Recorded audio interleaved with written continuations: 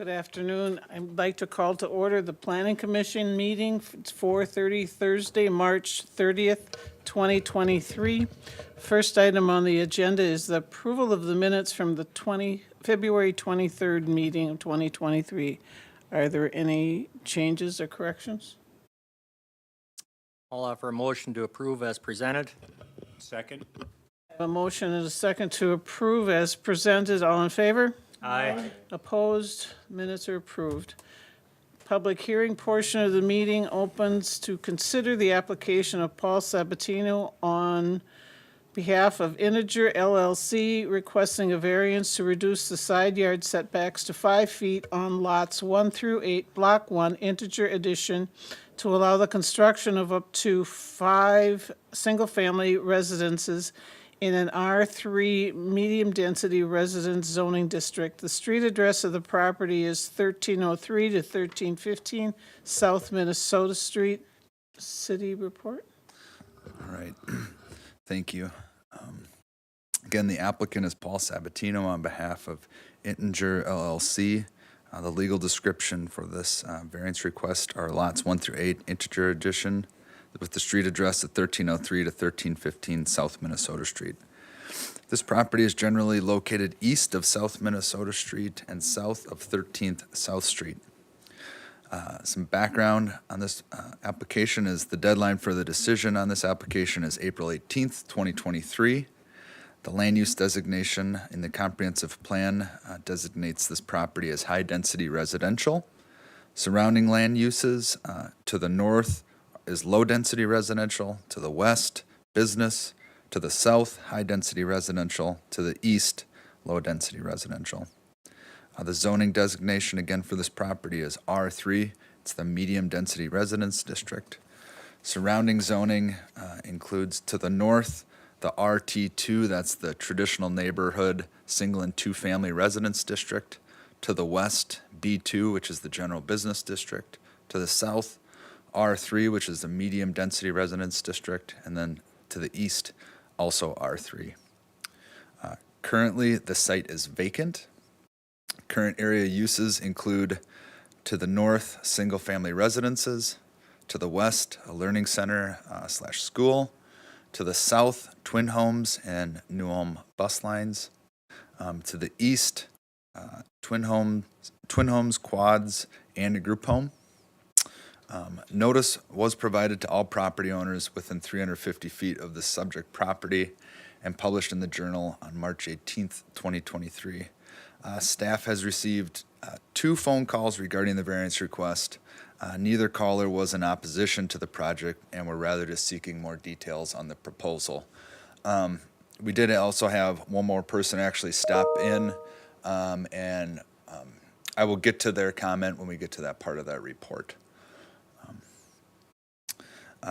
The applicant is requesting to reduce the minimum side yard requirement in the R3 zoning district from 10 feet to 5 feet to allow for the construction of up to 5 detached single-family residential dwellings. There are currently 2 twin homes that have been constructed on lots 9 and 10 and lots 11 and 12 in the Integer Edition. Current lot widths, lots 1 and 2, their widths are 50.1 and 50.09 feet. And lots 3 through 8 have widths of 25.04 feet. I'm actually going to pull up one of the attachments so that makes more sense.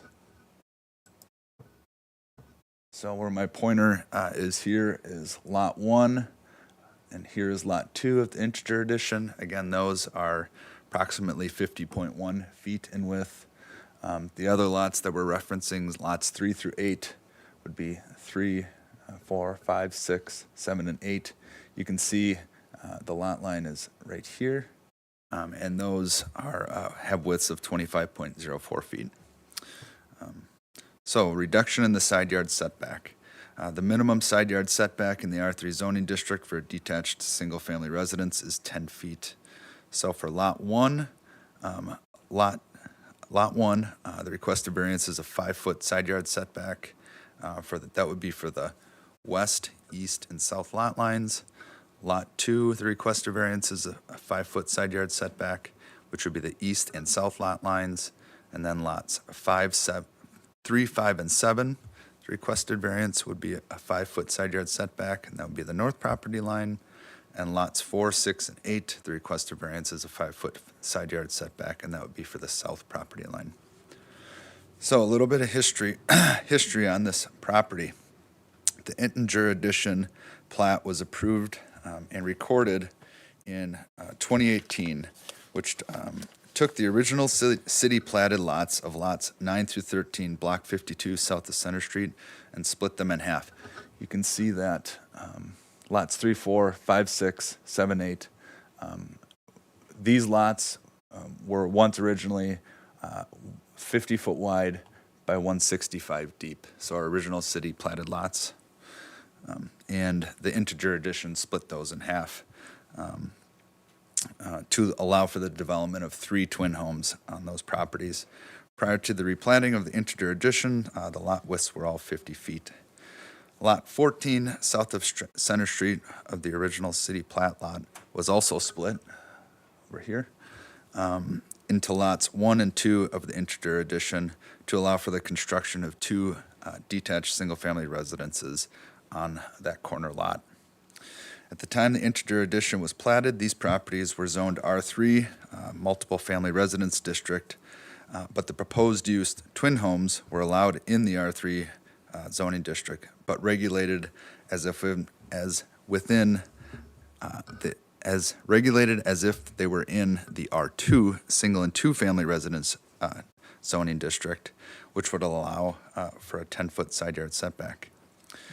2018, the zoning regulations at that time were being enforced.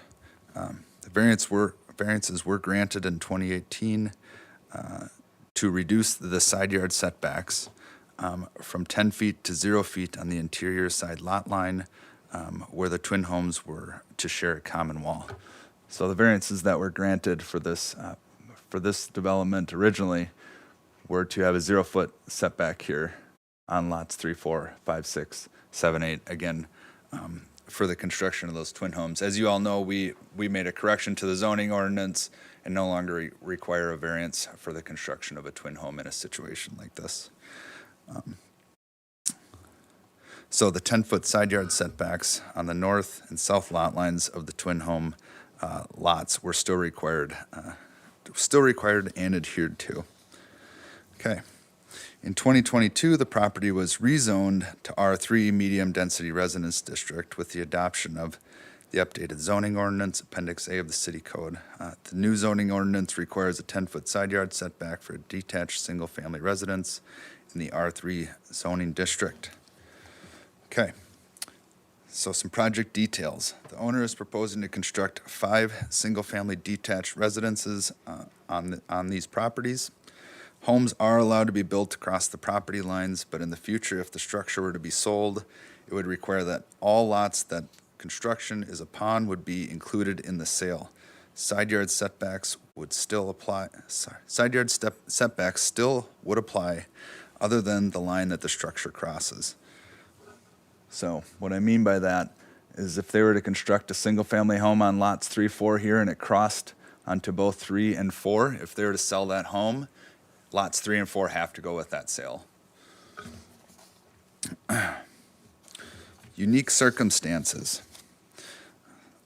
Staff found that one of the unique circumstances was the underlying original city platted lots having the dimensions of 50 feet in width and 165 feet in depth, and a lot area of 8,250 square feet. These dimensional standards are what you would typically find in the city's RT2, traditional neighborhood single and 2 family residence zoning district. In the RT2 zoning district, the side yard setback for a detached single family residence is 5 feet. The minimum lot dimension for a new R3 lot is 75 by 125 feet, with a minimum lot area of being 10,000 square feet. Because of the required larger lot width and area in the R3 zoning district, the side yard setback was increased to 10 feet. So what we essentially did was, in that R3 zoning district, new lots that were to be platted or to be developed, they're required to be bigger, 75, minimum width of 75, minimum depth of 125, and therefore, because of those dimensional standards, we would require a bigger setback of 10 feet for side yards.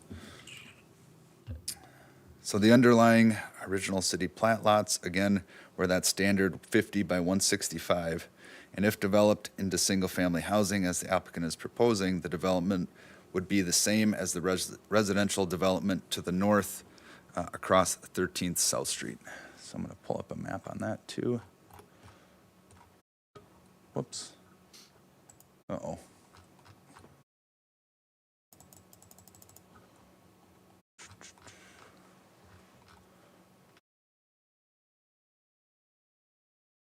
Okay. Let me get to the right one here.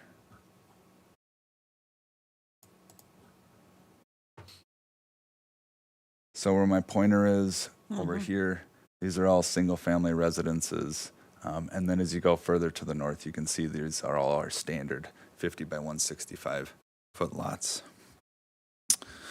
Okay. I also found unique about the property that the location of this property is the first block of the R3 zoning district as it transitions from the RT2 from the north, right here in purple, transitions into the R3 to the south where these properties are located. Again, single-family residences with a 5-foot side yard setback would not be out of place and would be consistent with existing development immediately to the north. Staff did provide their evaluation of this variance request, and that's found in attachment 7, the staff response to the findings of fact form. Project considerations. So in order to recommend approval of a variance request, the commission will need to adopt findings of facts and recommendations using the review criteria as provided in the findings of fact form found on attachment 7. The planning commission and city council must make an affirmative finding on all variance criteria in order to grant a variance request.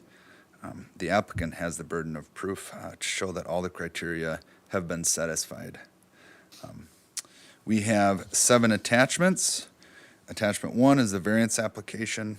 Attachment 2 is the site location map. Attachment 3 is the zoning map. Attachment 4 is the site map. Attachment 5 is the integer plat map. Attachment 6, we have ground level photos. And then attachment 7, we have the staff response to the findings of fact. We did have 2 potential motions, one to approve the variance request and one to deny the variance request. So lastly, the other neighboring property owner that had a comment on this, their comment was that if you were to add things like air conditioners on the sides of these homes with a 5-foot setback, you don't leave a lot of space between the other neighboring property, which also might be 5 feet from the property line. And their concern was when you start putting things like that in that 5-foot space, it really sucks up the yard and reduces the amount of yard that you have. He wasn't necessarily in opposition to this, but he wanted to make sure that the planning commission knew that that was his opinion. Okay. And that would conclude the staff report. It's a setback for fencing. You can go up to the line. Up to the line is fencing. Okay, Yeah, if there's an agreement between the neighbors, you can build right on the property line, okay. a fence. Fence. They know the property line where the pins are, they can build. That's on the line That- also. Yes. Say that a little louder, please. They know where the property pins are, they can build on the fence on the line also. Okay. Okay. Or anything. Okay. Thank you. Madam Chair, I would also note that in our city code that we do allow certain uses in the setback area, and amongst them are things like air conditioning. Conditioner units, yeah. In a 5-foot setback, I can understand his concern, but yeah. They only take a couple feet. Okay, anyone, I'm opening the meeting for questions. Does anyone have any questions for the city? I see Mr. Sabatino is here also, if anyone has any questions for him. basically, we're just resorting back to the original grid work. Yeah, my question is, With can the we city. move that purple line over a block? We'd be okay, but, yeah, it fits the neighborhood. Well, and we have, further south of Minnesota Street, we have single-family dwellings also, down, three more blocks. So, So with I get what we're saying, we're gonna build these homes, go, like you say, back to the grid there.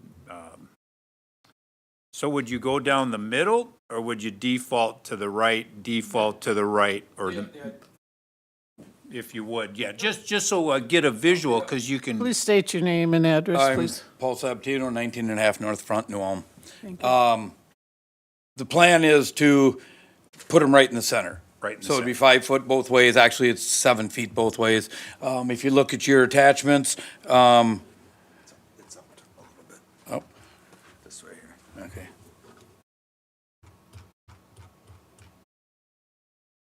Right there. That's roughly what we're looking at, and the house is 34.8 wide in the one area, and then 42 long. That's the plan that we would go with or whatever. That's just a rough idea. That's not a final or whatever. We're adding another bathroom and stuff like that, so. Okay.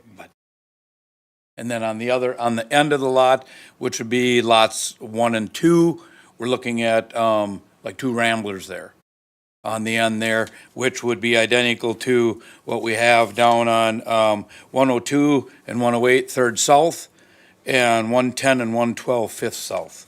You have two ramblers end to end on a 50-foot lot. And you gave variances for that.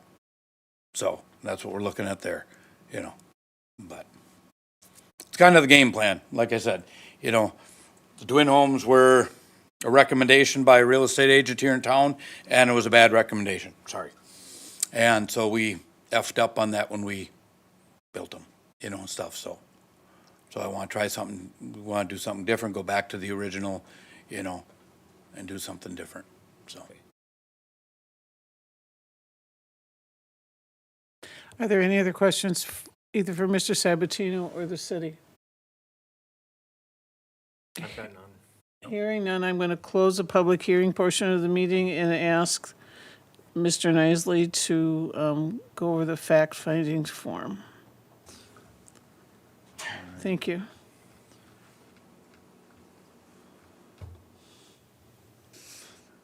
Okay. Again, what I'm going to go through here, are reading out the variance criteria and then staff's response to that variance criteria. And as he reads each question, I'm going to ask you if you agree or not. So Thank you. please respond. Thank you. Okay, the first question is the variance in harmony with the purpose and intent of the city's zoning ordinance? Staff responded, the proposed single-family detached residences provide a logical transition between the single-family residences to the north and the twin homes to the south. Single-family detached residences and twin homes are compatible uses in the R3 zoning district. I would agree. Agree. Question number 2, is the variance request consistent with the city's comprehensive plan? Staff responded, yes. The comprehensive plan designates this area as high-density residential, and historically, we have allowed for single-family detached residences to be constructed in these areas if they provide a transition between high and low-density residential uses.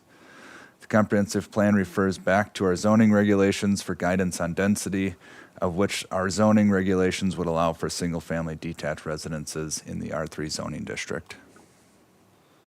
agree. Agreed. Number 3, does the proposal put the property to a use in a reasonable manner not permitted by the city zoning ordinance? Staff responded, yes. The applicant is proposing to construct single-family homes on lots platted in the original city plat, which had a common size of 50 by 165. In most areas of the community where we have these lot configurations, we allow for single-family detached residences to be constructed up to 5 feet from the side property line. The proposed layout of the homes on these lots would be consistent with the residential neighborhoods to the north. I would agree. Agree. Okay, number 4. Does the proposal impair adequate supply of light and air to adjacent property, unreasonably increase congestion congestion on public streets, increase the danger of fire, substantially diminish property values, and will not be materially detrimental to the public health, safety, or welfare, or injurious to the property or improvements in the zoning district or neighborhood in which the property is located? Staff responded, no, this request will not adversely affect any of these concerns listed in question 4. Agree. 5, are the physical surroundings, lot size or shape, topography, water conditions, or other physical conditions unique to the property? Staff responded, yes. The condition unique to this property is that the underlying lots are a standard 50 by 165 lot that were part of the original city plat. Property is also unique in the fact that it holds the R3 zoning district designation, that the underlying lots were planned for single-family detached residences like most of our RT2 zoning district. The R3 setback standards for single-family detached residences were designed for larger lots. Agree. Number 6, the unique circumstances related to the property do not generally apply to other properties or buildings in the same zoning district or vicinity. Staff responded, yes. New R3 lots for the construction of single-family detached residences require a minimum lot area of 10,000 square feet and a minimum width of 75 feet. These lot dimensions are smaller than the lot dimensions here are smaller than the minimum required in the R3 zoning district for single-family detached residences. Agreed. 7, the unique circumstances related to the property were not created by the owner of the property. Staff responded, yes. Soil corrections were required to be done on this property prior to the construction of any residential dwellings. These corrections resulted in a substantial change to the topography of the site, giving the site an approximate slope of 8 to 9% from west to east. Additionally, the underlying lot dimensions were given to this property with the original city plat in 1856. Agreed. 8, the variance will not alter the essential character of the locality. Yes. The requested variance to reduce the side yard setback will create a residential housing look that will be consistent with the residential development to the north. Agreed. Number 9, is the variance request the minimum amount necessary to eliminate the practical difficulty? Staff responded, yes. The applicant is requested to construct single-family detached residences 5 feet from the side property lines. This would be consistent and permitted on lots with these configurations in the RT2 zoning district. Agreed. And lastly, 10, the practical difficulty includes more than economic considerations alone.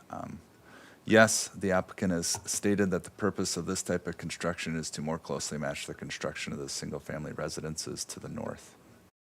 Agreed. Agree. And that would be the end of the findings of fact. Okay, great. I have lost my screen here. There. Okay.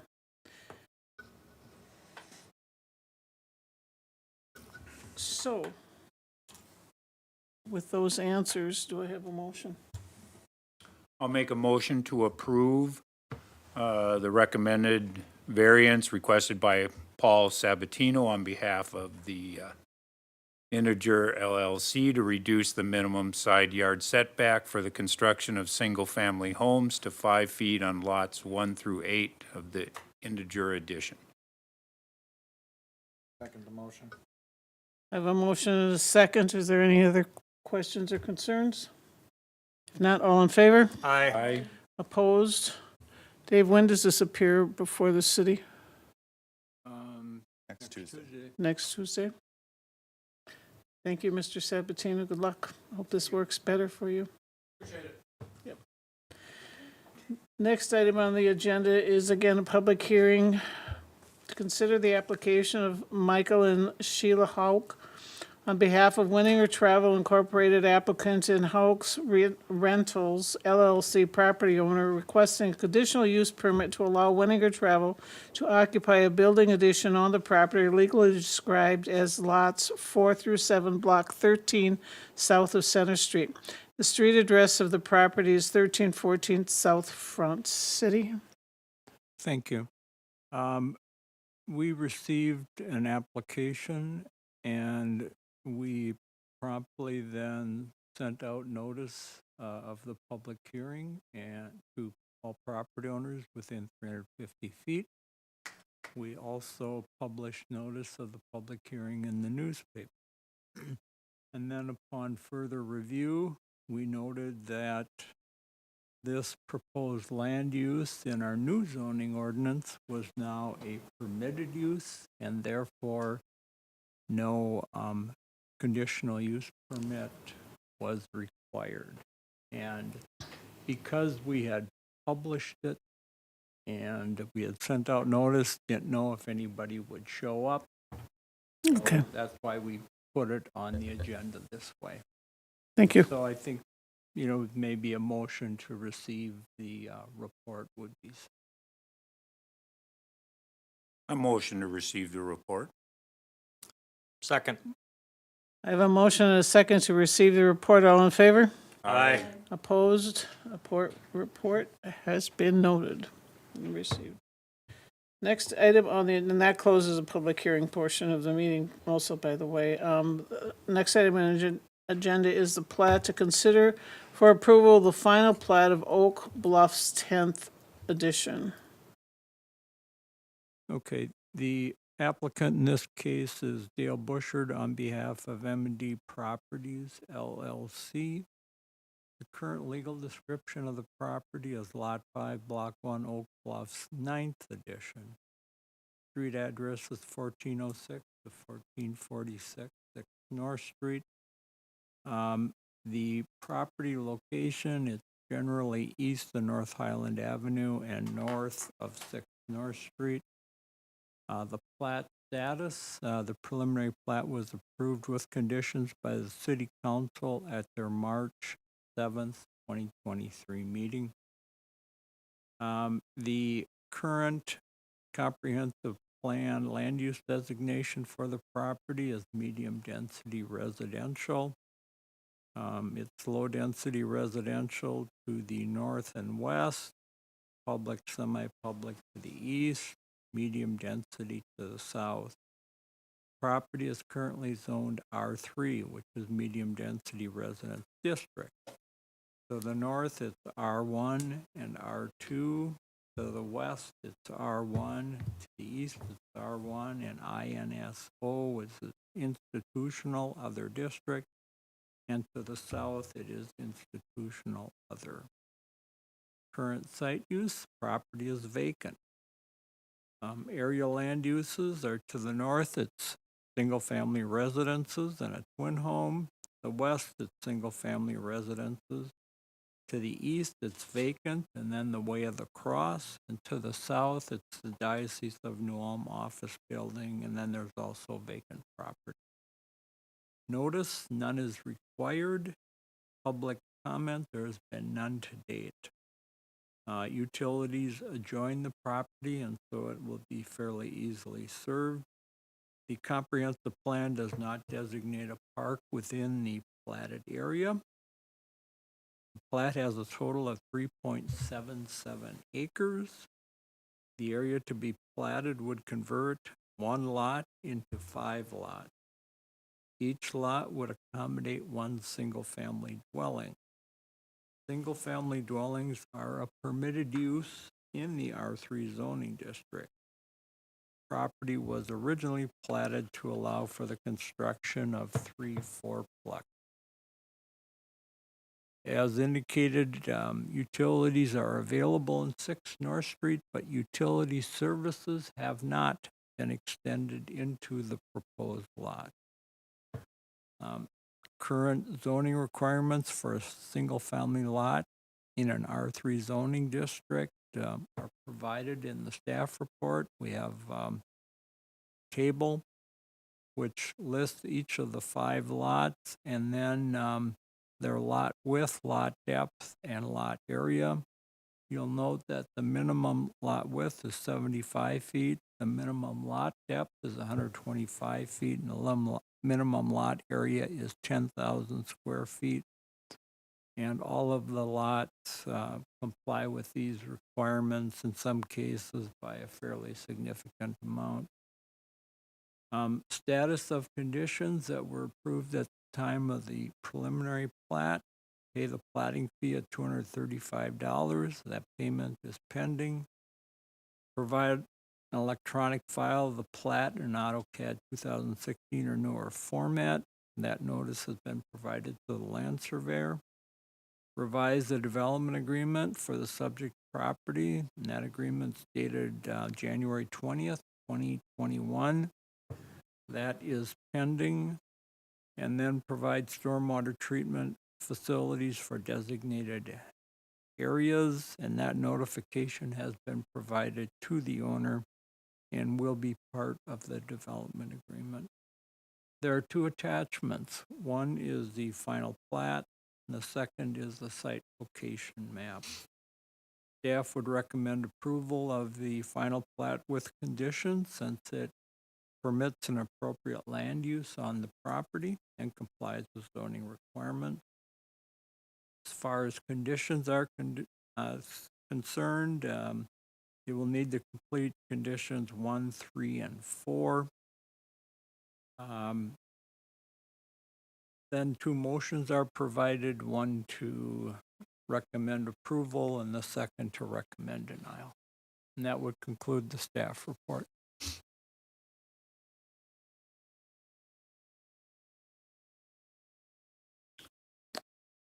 Any questions for the staff? If not, I'd call for a motion. I'd make a motion to recommend approval of the final plat of Oak Bluffs 10th edition with conditions. I have a motion and a second to approve with conditions. All in favor? Aye. Opposed? Motion carried. Reports. Comprehensive plan update. Received results from survey number 2. Okay. So we have, this is kind of, let's call it our draft survey results from survey number 2. As you can see, we had pretty good participation. We had 2,044 people take the survey. 1,197 completed it, and then 847 partially completed it. That's a pretty good number, and I know for a fact that it wasn't all residents of the city of New Ulm. People outside the community were also taking this as well, which I think is good and valuable input to have for the comprehensive plan. I wanted to say that where you see the word clouds throughout this questionnaire, those are open-ended questions, and that still has to be tabulated. So those are just kind of placeholders currently. But I just wanted to go through a couple questions that I think are really interesting, and we could glean some information off of. And I think Dave has the same, something similar. So number 1, their first question: what do you like most about living in New Ulm? People believe it's a clean and well-maintained community. I think that's important. How do we use that information? Or zoning ordinances? How do we use it in different areas of the community or policy? And then number 2, parks and trails, open space, and recreational facilities. We are known pretty well. New Ulm is known well for its parks, and I think this survey solidifies people's appreciation for those parks and open spaces. I think it really is an important thing to the community.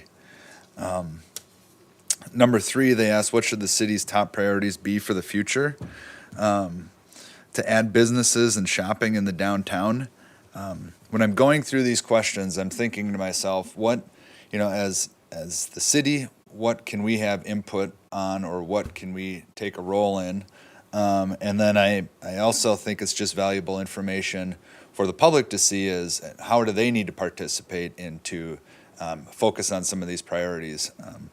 So, businesses and shopping to the downtown, We can encourage that as a city, but one of those things is that is also market-driven to some degree, where you need, people to shop at those places to draw them in.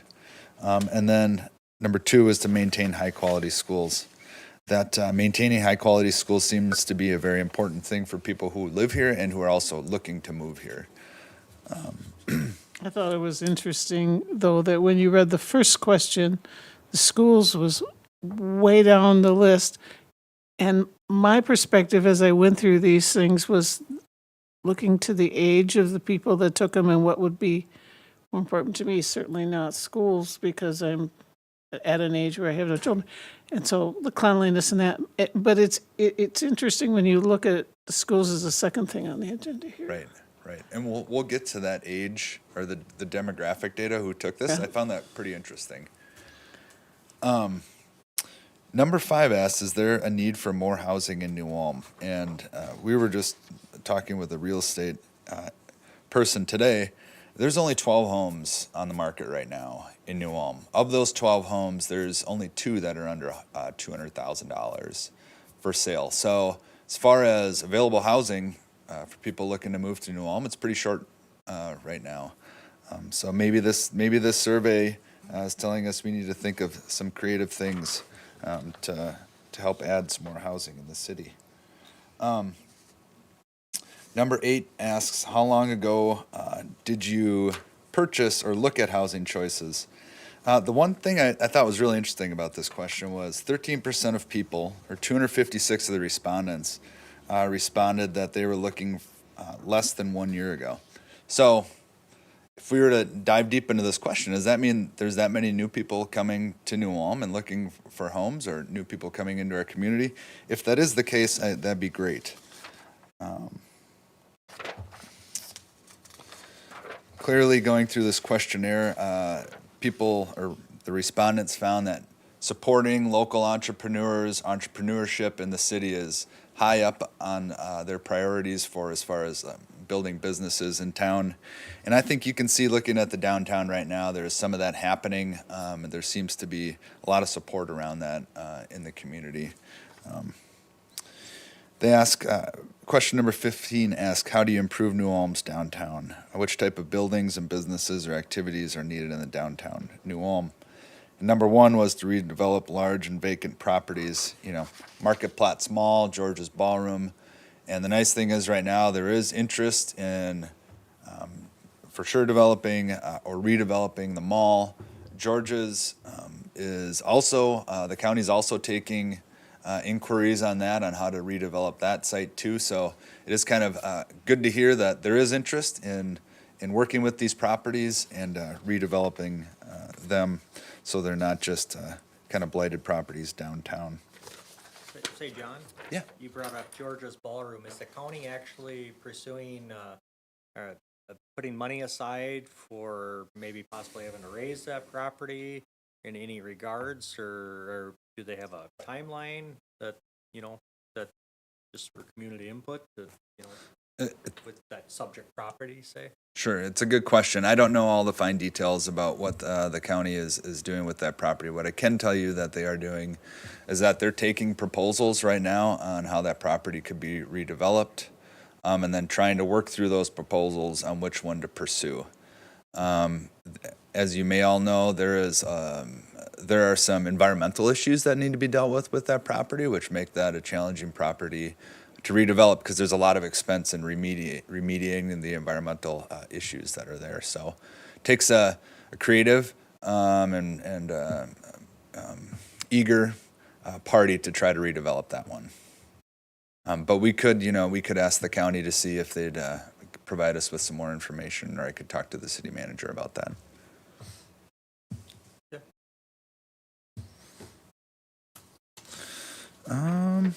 Let's see if I had any more notes here. Oh. The question about demographics and who took this survey. That's question number 37. What is your age? So, as you can see, the largest percentage of people that took this survey were in that 35 to 44-year-old range. which I thought this is actually really excellent information. And I looked back at the 2020 census. It's consistent with the numbers we found in the 2020 census. That's kind of our demographics, which I feel like that's a really actually healthy population demographic to have in the city. There's not either side that's weighted too heavy, but it's also, as from a housing perspective, those 35 to 44-year-olds maybe have lived in their first house for 10, 15 years. Now they're looking to move into another house. But as you all know, housing costs are so high right now that it's hard to make that cash flow and work to do that. So, you know, you might be finding people staying in their homes, their first homes, a little bit longer, which doesn't free up those homes for new people that want to come into the community. So some challenging things to work through there. So those are the main things I wanted to touch on there. Dave might have a few things to add. You know, just a couple things. You know, question 19, what should New Ulm's transportation goals be for the near future? And that was improve safety at intersection where crashes take place. And then question 23, what type of outdoor park elements or amenities would you like to see improved or added in New Ulm? Swimming pools won that one, with trails, you know, somewhat close, and that drops off from there. Although when you look at that, natural areas is 29.9 and landscaping and vegetation is 26.3. Those two are, to me, really closely related. It speaks to the fact that people, I read into that people want more development of the areas that are already parks, you know, making them, Additional amenities. yeah, Yeah. benches, trails, shrubs, flowers, make them a Right. little bit more, less open green space and more, that's how I read that anyway. Yeah. And then question 24, what type of outdoor park elements would you like to see? And the pickleball courts won that one, closely followed by basketball. So anyway, one other thing I'd like to note is that there were a total of 40 questions. Of those 40, 31 were multiple choice, and 9 were you could provide a narrative response. And so we're waiting on those 9 questions yet. So. And hopefully we'll have something by the time of our next meeting, although they weren't certain that that would be the case. Do you, the 9 that are the narrative, do you think those are the partials that we got back and people didn't respond in the written areas? That's 'Cause probably part of it. Because yeah. of different, I think a big part of the written narrative one is the computer program that they did this survey on can easily tabulate the multiple choice answers. Okay. You have to go through each one of those yeah. written in narrative ones and kind of categorize them that way. That's why it's taking them a little bit longer. Well, I can understand that because, you know, it's a lot, even for 800 questions, it's a lot to tabulate because everybody is, you know, how many people are saying the same thing in different verbiage and this kind of thing, so. Right. Yeah, I thought the results were quite interesting. And I was, when you start to see the cleanliness of the city and stuff, New Ulm has always been kind of known for that. I mean, those are the comments that I have heard for years, working downtown or meeting people and that kind of thing. I was taken aback though that the schools were that much, because that's the other comment I hear is that New Ulm has such great schools, and I assumed it would be a little higher up until you got to the next question. So that just was interesting to me. Is there a problem now? Is there, you know, that they Well, want to keep it? We had COVID. I mean, Yeah. schools changed. I mean, you look recently in the news, there's school districts hurting for enrollment because COVID happened and we haven't brought, there's still areas that haven't brought the students back. And I Yeah, think homeschooling. there's a cultural shift in that. And so while that's still important, it becomes less important to more and more people because they're finding that they don't need to have those big brick institutions so much anymore. So it could be, it's just a shift in our culture. It's also, you look at other shifts that we're starting to see as we continue to look into these things, you see shifts of that aren't the way they used to be. Um, So, in question 3, maintain quality schools is 37% of the return. In question 4, strong schools is 48.8. I don't understand where you think that schools is not a priority. I don't understand what you're trying to convey. Me?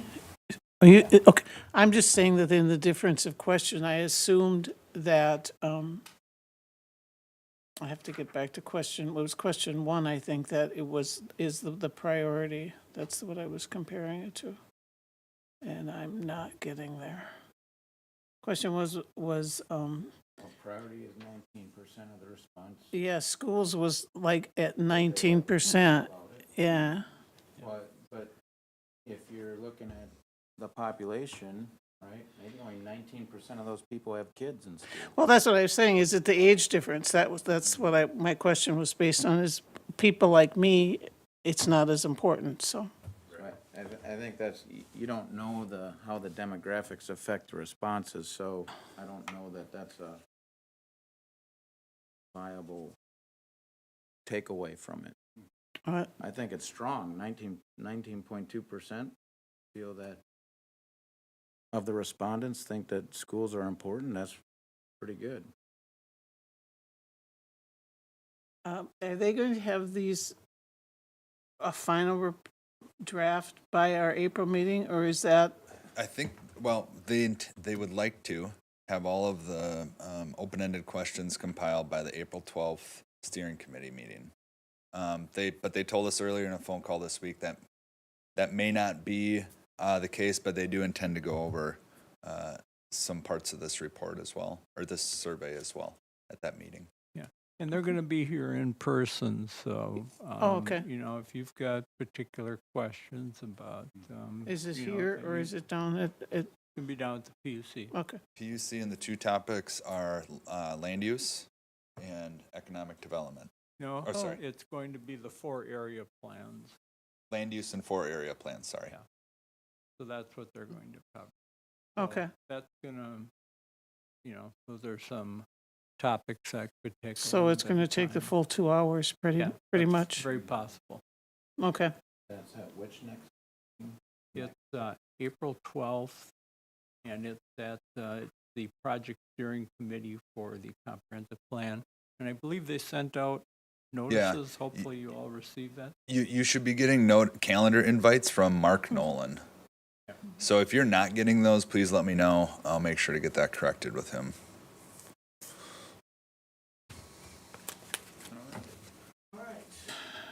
So that agenda on April 12th, you said the 4 topic areas and land use, will we have time to look at some of this survey data in that meeting as well? It's gonna be pretty tight. full, yeah. They've, Okay. I guess, in the past few meetings, what they've been doing is trying to go over a little bit of kind of recap of what's been done at the beginning of the meeting, but they haven't been taking a lot of time to do that. Yeah. We can also advise them that, you know, to set aside some time to handle some questions about the survey results. So, you know, Will they be we will sharing- be talking to them in advance of the meeting. Okay. Would they be sharing more detailed results from the survey before the meeting for us to look at, or would we not expect that? I guess at this point, I wouldn't expect much more than this. Okay. Unless there is something that they see in the survey results that they think is worth mentioning. I guess we can ask them to maybe identify those types of things Mm-hmm. and share that with you.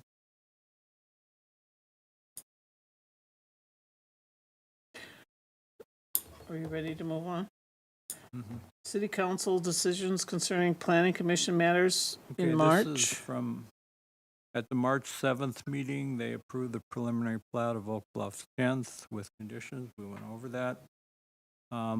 Also at that meeting, they received a petition for the vacation of 2 alleys and 1 street that's in the vicinity of the Gok Sheet Metal Building on North Front Street. So the 2 alleys that are directly behind the building, they've requested vacation of that, as well as 15th North Street. 16th North Street goes through the building, so that's been vacated. 15th is to the south. 15th North Street actually goes through the parking lot. Now, how the parking lot ever ended up there, I don't know, but I think that'd be an interesting question and answer. But that requested vacation of that as well. And so that will be considered at a public hearing that will be held at the next city council meeting, which will be April 4th. At the meeting, they also authorized a pedestrian safety demonstration project at First North and Garden Street at that intersection. And so what they're going to do is basically place plastic tubes in the street. And what they're trying to do is to reduce the length of the street so that pedestrians who are crossing from the east side of North Garden, it's a little shorter walk to get to the west side and to the park. So they're going to just see how that So they're works out. simulating the bump outs? Yeah, that's Okay. basically it. And if you've been other communities, you'll find doing the same thing. Minneapolis has got a fairly extensive program where they are investigating opportunities to, enhance pedestrian. Are they going to do that to the west side of the street too, or just the east side? I believe it's just the west side at this point in time. I'm not certain though. I can find out about it. Okay, thank you. Okay, we got one other thing. At the March 21st meeting, during the meeting itself, there wasn't anything. But then the city council conducted a work session on blight and blight enforcement. And if we could just take a little bit of time to hand out our work that we had done on this, and I'd like to go through this if we could.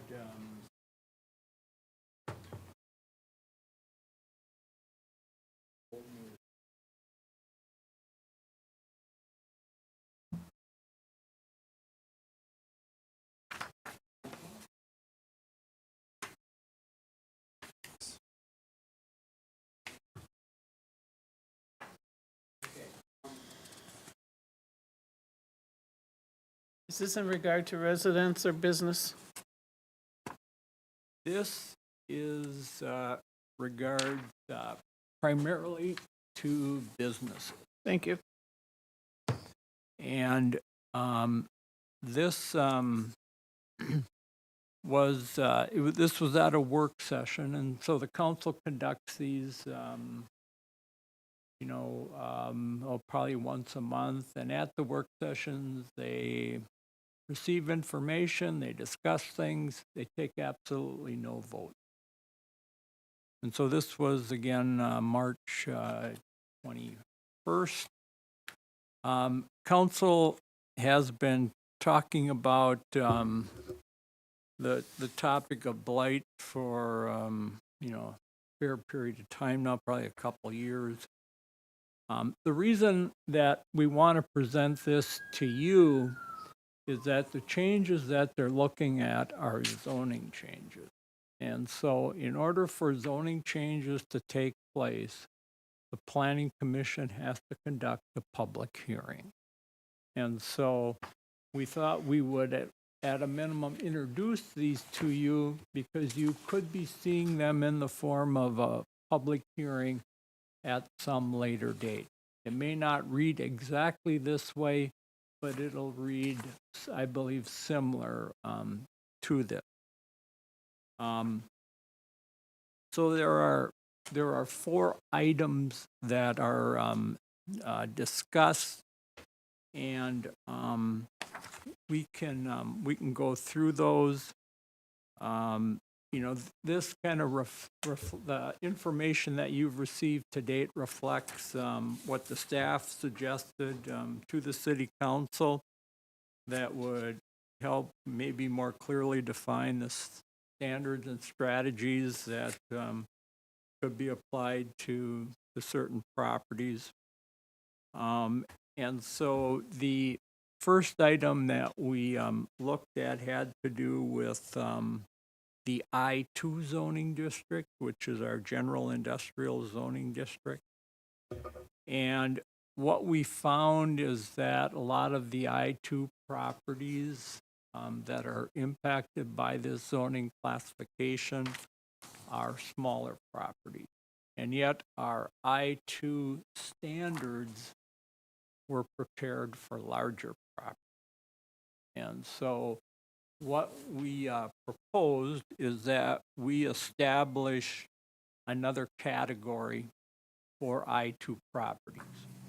And if you look on the second page, you'll note that our recommended action was to add a column for parcels that are between 8,000 and 16,000 square feet, and then a second column for 16,000 square feet or larger. Now, the 16,000 square feet or larger column, that stays the same as it currently is. It's the smaller one where basically we adopted pretty much new setback standards. We also reduced our lot width and our lot area as well. So, and we've got that table, and it's a little small, but that's how it's going to look. Right now, it's just one column. In the future, it'll be 2. I would note that we have the same thing in our B2 zoning district where we've got 2 columns. So, so hopefully that will help with, first of all, development and avoid the need for variances. That and that wasn't the intent in what we did. The staff focus when we did the zoning ordinance was primarily on new development. It wasn't to try to sweep existing development under the same umbrella. And so now we're having to go back and look at some of that a little bit more closely. So then the second area that we looked at it had to do with the topics of automobile repair, and there's a minor and a major category that we had. And so one of the things staff did is, we started looking at air photos, and we came up with 23 businesses that we felt conducted these types of businesses, and we looked closer at them only to find out that they even broke down further than that. So we got automobile repair minor, major, but then we also have got vehicle sales that kind of fell into that area, and we have truck sales, and I think we had 2 categories there. And so all of those were impacted by the new standards that we have. And when we looked at the air photos and compared them to the standards, we didn't see compliance. And we saw, what would be a need for, again, variances. And so what we proposed to the city council is let's kind of go a different direction, and let's break at least 3 of these categories into existing and new. So existing would be all of the businesses that have been operating up to the effective date of the ordinance, and new would be anything that is established beyond that. And so we end up having to repeal all of our existing regulations and then establishing two categories. And the major element, I would say, of these of the both the existing and the new businesses, for the new businesses, is that we're going to require the preparation by the owners of site plans. And we're going to look at those site plans and view, how do they fit with, our standards. And I think, if this is the way people have been operating in the past, then we think they should be allowed to operate that way going forward. For new businesses, then we revert to the new standards that are in the ordinance. So now it's important to remember that we're dealing with this particular with the site plan process. We're dealing with distances, and we're dealing with the location of certain activities. And we've got other standards that are going to impact those activities as well. And those are listed in this report. There's actually more than are listed here, but I think we tried to identify the major ones. And those can be found on the second page. If you look at the first or the second recommended action, auto repair minor existing business, you will see under item 3, 3A is the requirement for a site plan. Then we get into item B, has to do with will allow a total of 5 inoperable or junk vehicles in the front yard area. You can have an additional 5 if it's outside of the front yard area, so that's along the side or in the rear of the property. Or if you screen. And then when it comes to storage of vehicles or machine parts, materials related to the repair operations, I think we also intended that this would apply to other forms of other materials that may be placed in a front yard area that maybe aren't necessarily involved with repair operations, but could be viewed as being blight, that we want to keep those out of the front yard setback area. And then at any time in the future, if the outdoor storage area is expanded or the building footprint is expanded, then they would have to be screened. Anything else? We did also add the provision that basically once you get in all of these different major, minor, existing, new trucks, sales, all of that, once you get above 10 inoperable vehicles or junked vehicles, what that definition is, then you're going to be considered a junkyard, and then you have to follow the junkyard provisions. And you'll notice that throughout this documentation or ordinance. So as you look at this, wherever you see recommended action, that refers to a land use category. So the very first one on the second page, which is the middle of the page that says auto repair minor. So this would be the standards for an existing business. Then we transition to auto repair minor, new business. So on the third page, we have vehicle sales or rental, existing business. So that would be your car dealership. And then we have vehicle sales or rental for new businesses of that type. Then we transition to auto repair major. And we have both for existing business and for new business.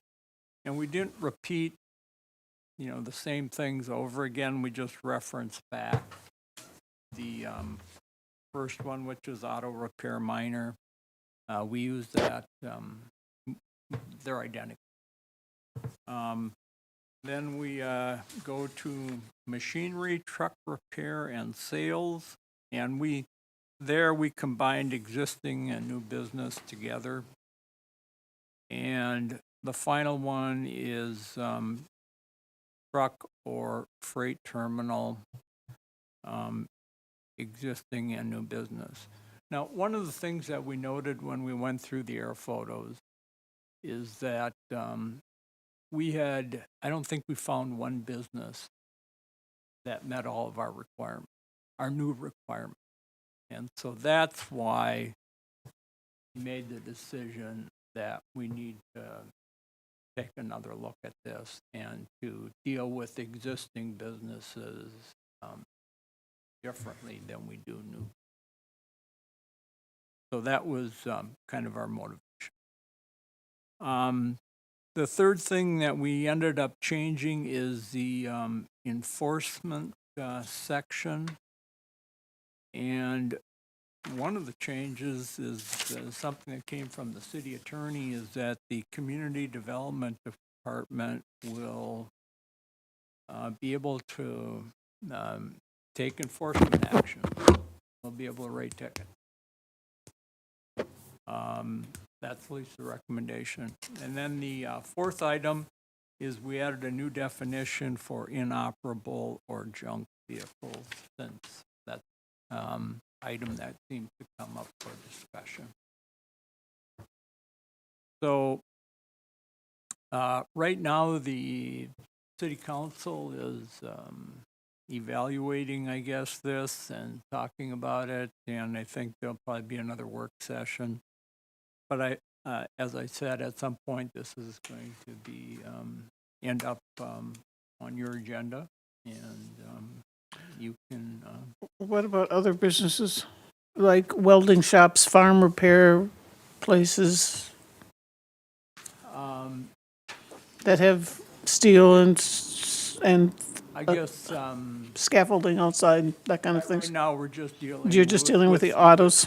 With the auto, yeah. Since this is the one that seems to have generated the most. Not for me. Yeah. Okay. Okay. So, if It's a you- if if you you apple have to any- bite. No, please take it home, take a look at it. If you've got any questions, let us know. We obviously probably are meeting again in a month, so we can talk about it further at that time, or maybe depending upon what the city council decides to do, this could be back to you in the form of we'll see. What happens when a business falls into multiple categories? Then we get to determine which category might be the primary category of the business, or we may have to try to separate uses. So if certain items, let's say you do automobile repair, well, the repair items would be subject to these requirements, but not to other requirements. But we're probably going to have to pick a primary item, use that. I would say when staff looked at all of these different types of uses, we tried to the best of our ability, take into consideration that, like a car dealership, for instance, they'll sell cars, but they also might do repair of the vehicles that you purchase from that dealership. So we tried to put those same provisions that would, apply for doing like repair and apply them to the car dealerships as well, but also have special provisions for, their sales lot kind of thing. So we tried to take all of that into account when coming up with these regulations.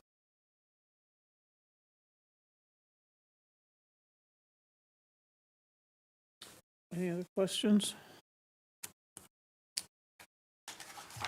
I will read this thoroughly. Thank you. Did you have any other business? No. Heritage Preservation Commission didn't meet, so there is no report for Heritage Preservation. Any other business to come before? Questions? If not, this meeting stands adjourned. Thank you.